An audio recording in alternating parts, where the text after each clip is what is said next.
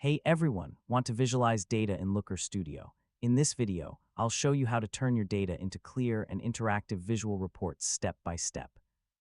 First, open Looker Studio and create a new report or open an existing one. Make sure your data source is connected before adding visualizations. Next, click Add a chart and choose a visualization type. You can use charts like bar graphs, line charts, tables, scorecards, and maps depending on your data. Now select the dimensions and metrics you want to display. Choosing the right data fields helps your charts show meaningful insights. You can customize each visualization by changing styles, colors, labels, and filters to make your report easier to understand. Add interactive features like date range controls and filter options so users can explore different parts of your data.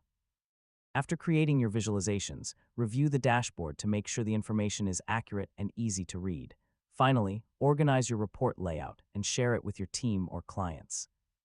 And that's how you visualize data in Looker Studio. With the right charts and settings, you can turn complex data into simple, useful insights. Thanks for watching, and don't forget to subscribe for more easy technology guides.